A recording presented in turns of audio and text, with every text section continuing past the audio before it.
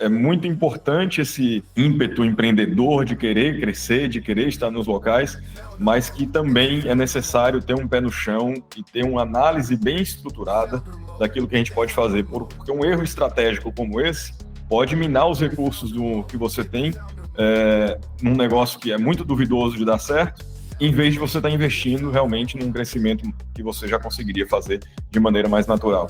Então, essa análise mais profunda de dados e de recursos, a gente aprendeu aí que ela é bem necessária, né? Sem perder, obviamente, que aquele brilho nos olhos que o empreendedor tem que ter de arriscar um pouco, de fazer, mas sempre medindo riscos e fazendo isso com um risco bem calculado. Olá! Sejam muito bem-vindos ao Founder Mode, o podcast de negócios oficial do Grupo Waffle. Meu nome é Guilherme Creneu e no episódio de hoje falaremos sobre a Positive Company, a empresa que quer transformar a prateleira do supermercado em uma farmácia natural. Ela acredita que a saúde começa pela boca e que um alimento de verdade, sem aditivos e com ingredientes que você consegue pronunciar, é o melhor remédio preventivo. A empresa tem como missão se tornar a maior plataforma e referência em alimentação saudável do Brasil. Sob seu guarda-chuva estão marcas queridinhas do público que busca bem-estar: a Tal da Castanha, Jungle, Plant Power, Possible, Ultra Coffee e Zaya. Do leite vegetal mais puro do mercado a snacks, isotônicos e suplementos. A empresa se diferencia por uma obsessão: criar produtos clean label, ou seja, com rótulos limpos e transparentes, tão naturais quanto os feitos em casa. Seu modelo de negócio sempre foi o B2B, nascendo já focada na venda para grandes redes de varejo físico, com canais específicos para cada tipo de produto. Mas atualmente, por conta de algumas marcas do portfólio, a empresa também atua no B2C. E um lembrete bem rápido antes de começarmos com a história. Ao final deste episódio, não esqueça de deixar o seu comentário aqui no Spotify para dizer o que você achou sobre este conteúdo. E agora, bora com a história da Positive Company.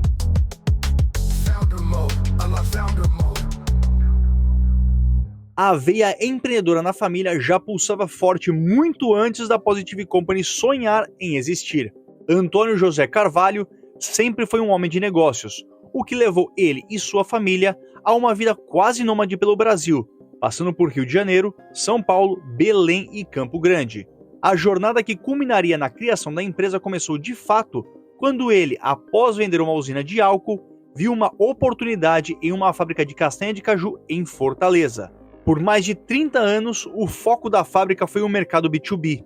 80% da produção era exportada a granel para grandes indústrias nos Estados Unidos, Europa e Japão, e o restante era vendido no mercado interno para gigantes como Nestlé e Garoto, virando recheio de bombons famosos. A virada de chave aconteceu entre 2013 e 2014. Durante uma viagem aos Estados Unidos, Antônio e seu filho Felipe notaram que o leite de amêndoas estava começando a bombar.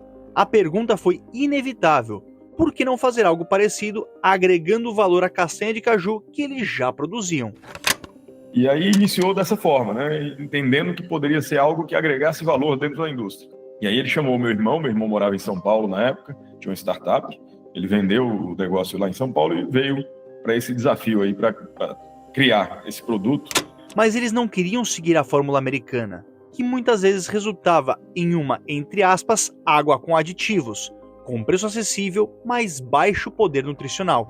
A missão era outra: criar algo genuinamente bom para as pessoas. Foram quase 2 anos de desenvolvimento, contratando nutricionistas e especialistas para chegar a uma fórmula revolucionária: o primeiro leite vegetal do mundo, feito apenas com castanha de caju e água, sem gomas, sem conservantes, sem nada artificial. Assim nasceu, em 2015, a Tal da Castanha, um produto incubado na fábrica da família. O começo, entretanto, foi lento. Embora o produto fosse excelente, o público inicial era muito nichado, basicamente veganos e pessoas com alergia à lactose, que representavam cerca de 90% dos consumidores. O crescimento veio de forma orgânica e poderosa, o boca a boca. Nutricionistas, nutrólogos e médicos começaram a indicar o produto pela sua pureza. Entre os varejistas, os primeiros clientes foram o Saint Marché, que tinha uma especialidade um pouco maior em produtos mais premium, o Casa Santa Luzia e o Santa Maria Empório. O grande golpe de sorte, com uma pitada de visão, veio em uma feira internacional na Alemanha, a Anuga, em 2016. Antônio e Felipe levaram algumas caixinhas do leite de castanha para expor no estande da marca, e um diretor do grupo francês Casino, dono do Pão de Açúcar no Brasil, viu o produto, ficou encantado e ligou na mesma hora para sua diretoria brasileira e disse: "Precisamos ter isso nas nossas lojas." De uma feira na Europa, a tal da castanha aterrissou nas gôndolas de uma das maiores redes de supermercados do país, ganhando uma capilaridade nacional, entre aspas, da noite para o dia. A partir disso, eles mapearam quais redes tinham estratégias similares às do Saint Marché e Casa Santa Luzia no Brasil inteiro, e expandiram para São Luís Supermercado em Fortaleza, Verde Mar em Belo Horizonte, Festival em Curitiba e Zafari em Porto Alegre. Em 2017, a operação precisava de um novo fôlego. Foi quando Rodrigo, o outro filho de Antônio, foi convidado a se juntar ao negócio, deixando uma carreira estável como CEO em uma rede de concessionárias para mergulhar no desafio. Sua chegada marcou a decisão de transformar a tal da castanha de um simples produto da indústria em um negócio independente, com a ambição de voar alto. Não seria mais um negócio que seria para agregar valor na indústria, mas a gente faria um spin-off. Começaríamos um negócio à parte para realmente fazer aquele negócio ficar grande. E aí estruturamos equipe comercial, representantes em todos os estados, contratei um gerente nacional de vendas para poder ajudar a desenvolver o lado comercial que a gente não tinha. A gente era mais comprado do que a gente vendia. E nessa a gente acelerou muito. Começamos a aparecer muito nas grandes redes aí, com pontas de gôndola, influenciadores o tempo inteiro postando produto. No início o produto era muito mais nichado, então quem consumia era praticamente vegano e alérgico. Esse era 90% do público.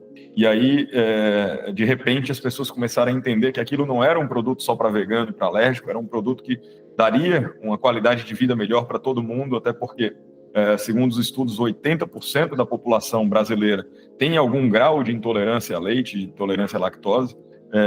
E aí muita gente começou a entender, eu vou consumir isso vai me deixar mais ativo, vai me deixar melhor, vai me deixar menos estufado, com menos gases, e as pessoas foram, nesse movimento, começando a aprender o que era, o leite vegetal, até que, só para você ter ideia, hoje, 90% do público não é de alérgico e de vegano, 90% do público são pessoas que querem algo mais saudável para o dia a dia.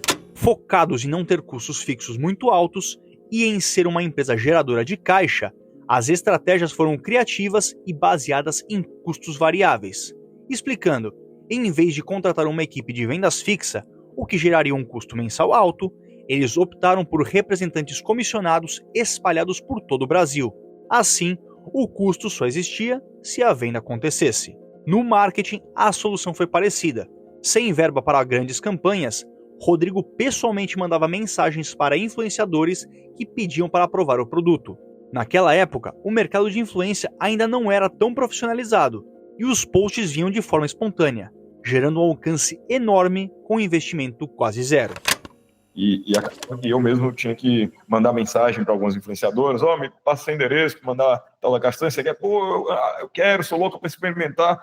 E aí nessa a gente começava a mandar um produto para outro. Naquela época ainda não era como é hoje, tão profissional, então as pessoas recebiam e postavam, não tinha que pagar, não tinha que fazer altos investimentos nisso, e o alcance era maior, porque como tinha menos influenciadores, acabava que naquela época a entrega da plataforma, das mídias sociais, era bem melhor. Então a gente tinha um marketing onde a gente praticamente só mandava produto, não tinha investimento e tinha um alcance muito bom. E isso ajudou muito. E no comercial, da mesma forma, a gente acabou tendo uma estratégia de tentar aparecer mais nessas redes que a gente estava presente, que não eram muitas, através de pontas de gôndola, através de pontos extras. De que forma? Não com investimento em dinheiro, porque a gente também não tinha muito dinheiro para investir, mas sim com algumas estratégias, como dar um desconto maior no produto, para que ele conseguisse fazer algum tipo de ação dessa forma, algum tipo de degustação na loja, para que ele tivesse uma contrapartida. E isso foi o que foi fazendo, naquele momento, a gente ganhar mais visibilidade, tanto nas redes como no online, aí, através das mídias sociais. Com isso, a marca começou a receber por mensagem ou em posts nas redes sociais cada vez mais relatos de pessoas dizendo, por exemplo, como a tal da castanha as havia ajudado a diminuir a rinite alérgica ou aumentar a disposição. A grande virada de chave chegaria 2 anos depois. Com o sucesso da tal da castanha, a visão começou a se ampliar. Em 2019, eles lançaram a segunda marca, o Jungle, um isotônico natural. A ideia surgiu da paixão da família por esportes e da percepção de que a categoria de isotônicos não via inovação há 30 anos, além de os produtos serem, em sua grande maioria, cheios de açúcar, corantes e aromatizantes artificiais. Então, as pessoas acabavam fazendo o esporte para ter mais saúde e se hidratavam com produtos cheios de tranqueira, né, que não fazia muito sentido. Então, ganhava saúde no exercício e perdia saúde na hidratação. E aí, nessa visão, a gente, o que a gente pode fazer diferente? E quando a gente viu que dava para fazer um isotônico realmente natural, sem aquelas tranqueiras todas, a gente falou, essa é uma categoria boa para a gente investir, porque um dos primeiros pontos é o tamanho da categoria, se é uma categoria relevante. Segundo, se ela tem produtos inovadores ou não, que a gente possa fazer a diferença. E aí o terceiro é a viabilidade, né, de desenvolvimento do produto para que ele entre no portfólio. E aí, combinando esses 3 pontos, a gente viu que o Jungle era um produto interessante para a gente lançar. Não foi fácil, não é fácil brigar só com multinacionais bem estabilizadas já, né, e empresas que são famosas no mundo inteiro e que são praticamente sinônimos de categoria. Patinamos durante 2, 3 anos aí com o Jungle, com embalagem, com fórmula, com sabor, não era tão gostoso, não tinha uma embalagem muito bonita, então a gente teve que relançar praticamente o produto em 2023, agora 2 anos atrás, e aí nesse relançamento é que o Jungle começou realmente a pegar tração. Nós fizemos uma fórmula melhor, mais gostosa, com embalagem mais bonita, e o sabor é uma coisa muito importante. Se você tem um produto que não tem sabor, ele não vai vender. Ele pode até vender uma vez, mas não vai ter recorrência. E aí o foco grande do Jungle nessa reformulação foi realmente trazer um produto que tivesse um sabor tão gostoso como aqueles artificiais que já existiam, mas que tivesse a funcionalidade melhor e os ingredientes melhores aí para a pessoa realmente ter um produto saudável. De 2023 até 2025, o Jungle cresceu 10 vezes e ganhou e segue ganhando novos sabores. O lançamento do Jungle marcou o nascimento da Positive Brands, o embrião da plataforma de produtos saudáveis que eles queriam construir. E mais do que isso, tentando buscar também a sustentabilidade, trazendo junto uma cadeia de produtores locais. Durante esse período, eles também começaram a ser abordados por vários fundos de investimento, mas uma conversa mudaria tudo. A empresa começou a estudar a ideia de buscar uma parceria com a Três Corações, e coincidentemente, na mesma semana em que pensaram em procurar Pedro Lima, CEO da Gigante do Café, eles receberam um e-mail dizendo que o próprio Pedro queria conversar com eles. O que começou com uma conversa sobre uma possível collab de café com leite vegetal, evoluiu durante 1 ano para algo muito maior. A família viu na Três Corações o parceiro ideal. Enquanto fundos de investimento ofereciam mais dinheiro, a parceria com a Gigante Cafeeira trazia algo mais valioso: estrutura, distribuição e uma visão de médio e longo prazo. Em 4 de fevereiro de 2020, um mês antes da pandemia fechar o mundo, o acordo foi selado. Nascia assim a Positive Company, uma joint venture entre a família Carvalho e a Três Corações. Explicando, uma joint venture é um acordo comercial onde 2 ou mais empresas concordam em unir seus recursos para realizar uma tarefa específica. No caso da Positive, a família entrou com as marcas e a inovação, e a Três Corações com capital de giro e, principalmente, sua poderosa estrutura de distribuição e logística. A integração, no entanto, veio com um desafio colossal: a Covid-19. E foi um momento bem desafiador, porque a gente assinou o contrato e a integração iria iniciar no mês seguinte, quando iniciou o Covid. Tudo fechou, tivemos que fazer todas as conversas iniciais com todo o time, e eles têm um time hoje de mais de 9 mil pessoas aí no Brasil inteiro, online, né, passando o que era a empresa, o que eram os produtos, treinamentos, etc. E também de integração, de sistema, de SAP, de modelo de negócio, como é que a gente ia fazer. ficamos praticamente 3 meses parados sem vender produto. Então foi um momento bem difícil para nós, porque os supermercados ficaram desabastecidos, o produto subiu da gôndola, os clientes reclamando. E mais ou menos em maio, junho, é que a gente conseguiu, vamos dizer, acoplar os negócios para valer, né? E a partir daí, a Três Corações começou a vender os nossos produtos para as lojas. E daí para frente, obviamente, que teve um trabalho muito forte ainda, em lockdown ainda, de online, de treinamento online, de focar as pessoas, ensinar as pessoas a vender o produto. Foi um ano bem desafiador, mas a partir do ano seguinte, aí isso se acelerou, a gente foi para campo, visitando loja, visitando cliente, andando junto com o time, né, fazendo essa integração para que as pessoas entendessem melhor aí sobre o negócio, sobre o produto, e hoje realmente eles já vestem a camisa e todo mundo está bem satisfeito aí com os produtos. Mas esse início foi um início bem turbulento aí, mas que, graças a Deus, deu certo. Com a parceria, a Positive Company ganhou superpoderes. A distribuição saltou de 5 mil para 30 mil pontos de venda em um ano. A família pôde focar no que fazia de melhor: marketing, estratégia e desenvolvimento de novos produtos. A primeira grande novidade veio em março de 2021 com a Possible, uma segunda marca de leite vegetal pensada para ser uma porta de entrada na categoria, com um sabor mais próximo ao do leite de vaca e um preço mais acessível. Com um investimento de 5 milhões de reais, a nova marca teve inicialmente 2 itens, original e chocolate, ambos tendo como base a castanha de caju, além de serem orgânicos e considerados clean label, ou seja, feito com poucos ingredientes e todos naturais. E a gente percebeu que tinha muita gente que queria entrar no mundo do leite vegetal e queria primeiro testar algo um pouco mais barato, um pouco mais acessível. E também tinha uma outra barreira, que era a barreira de sabor. A pessoa que toma leite a vida inteira tem dificuldade. Eu vou tomar um leite de castanha, um leite de aveia, um leite de amêndoa, parece um sabor muito diferente do que ele está acostumado. E aí o Possible nasceu para isso, para ser um produto democrático em termos de acessibilidade e de sabor. Tem um sabor próximo do que as pessoas estavam acostumadas com leite de vaca, e não um sabor de leite vegetal, e um valor menor. A estratégia deu muito certo. Hoje, a tal da castanha detém cerca de 38% do mercado de leites vegetais e a Possible já conquistou outros 7%, levando a Positive Company a ter quase metade do setor no Brasil. Pouco tempo depois, em julho de 2021, veio o Ultra Coffee, um café funcional desenvolvido em parceria com o time de pesquisa e desenvolvimento da Três Corações, unindo o know-how de café deles com a expertise em saudabilidade da Positive. O tricampeão mundial de surf Gabriel Medina foi escolhido como garoto propaganda e apresentou a marca ao mercado. Do Ultra Coffee nasceu a Plant Power, uma marca de suplementos com uma pegada de wellness, usando ingredientes naturais como frutas e legumes de verdade. Corta para 2024, após meses de conversa entre Rodrigo e Marcelo Ascar, fundador da Zaya, os snacks sem glúten queridinhos pelos influenciadores foram adicionados ao grupo, preenchendo a lacuna da categoria de snacks que faltava na plataforma.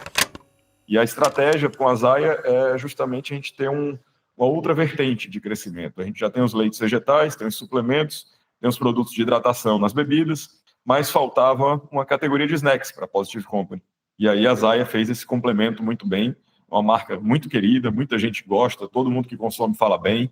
O Marcelo é uma pessoa também fantástica, né? Então, para ser sócio dele também é uma coisa muito positiva. Uma lição fundamental na trajetória da Positive Company foi a importância do sabor. Produtos como Jungle e Ultra Coffee passaram por reformulações, que junto com um novo design de embalagem, destravaram seu potencial de crescimento. A cada ano que foi passando, as tecnologias vêm melhorando, o P&D vem aprendendo também como aprimorar essa questão de sabor, e a gente vem entendendo de que o número um para o público, mais até do que o produto ser natural, do que o produto ser saudável, do que o produto ter uma ação importante, é o sabor que tem que ser bom. Então a gente hoje trabalha número 1 com sabor, número 2 com saudável, número 3 com os ativos e por aí vai. Se o sabor não for bom, a gente não lança mais. Mas naquela época a gente lançava, mesmo com sabor ainda, vou dizer que era ruim, mas não era aquele sabor indulgente que as pessoas tinham vontade de ficar consumindo. Então o Ultra Coffee ele passou por isso, Ele foi lançado com um sabor e a gente melhorou depois. O Possible aconteceu a mesma coisa e o Jungle também.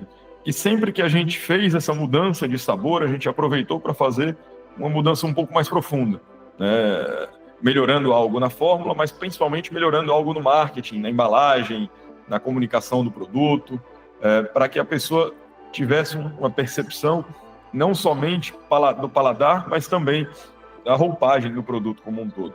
E aí, nos 3 casos, isso foi um fator muito importante para a gente, porque nas 3 marcas, aí, nos 3 produtos, a gente acabou conseguindo fazer um crescimento muito mais acelerado depois dessas mudanças. Essas mudanças aí de rota no meio do caminho foram bem importantes aí para a gente. E a inovação não para. Em maio de 2025, a empresa lançou o Jungle Electrolytes, versão em pó do isotônico vendida em sachês, e inspirada no sucesso de produtos como o Liquid IV nos Estados Unidos, que virou um sucesso de vendas pela sua praticidade. E 2 meses depois, o Jungle Electrolytes foi o 2º produto mais vendido da companhia. E uma curiosidade, em 2025, a tal da castanha comemorou 10 anos, e por conta disso, também ganhou um rebranding, passando a ter embalagens que trazem um ar mais jovial e moderno. Nos suplementos, aconteceu a mesma coisa. A cada ano, eles foram expandindo. Vieram a creatina, a proteína, incluindo a proteína pronta para beber e os shots matinais, como o Defense e o The One, focados em imunidade e nutrição, respectivamente. Segundo o CEO, é um portfólio que está em constante desenvolvimento. Inclusive, a empresa tem produtos pré-definidos para 2-3 anos. Falando sobre internacionalização, há alguns anos a empresa tentou uma expansão para os Estados Unidos de forma direta, mas recuou ao perceber que a operação desviaria muito foco e recursos. O aprendizado levou a uma nova estratégia, uma expansão internacional indireta, através de distribuidores locais que se apaixonaram pelos produtos e levam as marcas para seus países. Hoje, a Positive Company já está presente na Austrália, Canadá, México, Argentina e Chile. Para isso, a tal da castanha ganhou um nome global, Plant Co. O próximo grande alvo, Europa e Estados Unidos, onde enxerga uma oportunidade gigante para o Jungle, muito pelo fato de que produtos de concorrentes têm sido banidos, especialmente pelo uso de corantes. A empresa, que hoje conta com cerca de 70 funcionários diretos em sua sede, além de toda a estrutura da Três Corações, tem um portfólio com mais de 73 produtos e presença em cerca de 60 mil pontos de venda. O faturamento, que cresceu mais de 10 vezes desde a união com a Três Corações em 2020 até 2024, segue em ritmo forte, com a previsão de alta entre 30% e 40% em 2025. Esse crescimento é impulsionado principalmente pelo Jungle e pelas inovações. O Jungle, inclusive, saltou de 0,4% para 4% de market share nos últimos anos, chegando perto de 20% em alguns estados. O objetivo no curto e médio prazo é ter entre 10% e 20% do mercado nacional de hidratação funcional. A tal da castanha, como já tem quase metade do mercado nacional, vai subindo ainda mais com o crescimento do próprio setor, que está crescendo em torno de 15% a 20% ao ano, além de ser o produto de maior faturamento da empresa, seguido pelo Ultra Coffee.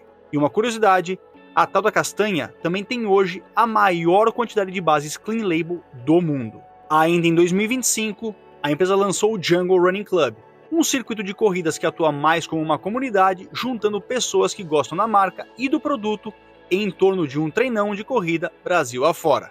Já foram realizadas edições no Rio de Janeiro, São Paulo e Florianópolis, com próximas paradas em Belo Horizonte, Curitiba, Brasília e Fortaleza. Segundo o CEO, o intuito é realmente colocar as pessoas em movimento em um lugar legal, com estrutura bacana, mas sem aquela pressão de ser uma corrida com tempo. Para Rodrigo, esses foram alguns de seus maiores aprendizados com a Positive até o momento. Principalmente de ter mais profundidade e análise antes de tomar as decisões, né? Eu falei aí da decisão da exportação, que em primeiro lugar a gente foi para os Estados Unidos, muito assim naquele ímpeto de tem que ir para os Estados Unidos, lá que é o mercado, todo mundo fala e é grande, etc. Só que foi uma decisão muito mais pautada nisso do que numa racionalidade de investimento, de recurso. E, e o que a gente aprendeu principalmente aí é que é muito importante esse ímpeto empreendedor de querer crescer, de querer estar nos locais, mas que também é necessário ter um pé no chão e ter uma análise bem estruturada daquilo que a gente pode fazer, porque um erro estratégico como esse pode minar os recursos que você tem num negócio que é muito duvidoso de dar certo, em vez de você estar investindo realmente num crescimento que você já conseguiria fazer de maneira mais natural. Então, essa análise mais profunda de dados e de recursos, a gente aprendeu aí que ela é bem necessária, né? Sem perder, obviamente, que aquele brilho nos olhos que o empreendedor tem que ter de arriscar um pouco, de fazer, mas sempre medindo riscos e fazendo isso com um risco bem calculado. A Positive Company foi fundada por Antônio, Felipe e Rodrigo Carvalho. Este é o Founder Mode. E não deixe de compartilhar esse episódio nas redes sociais ou no WhatsApp e deixar o seu comentário aqui no Spotify para contar o que você achou. Um grande abraço e até a semana que vem.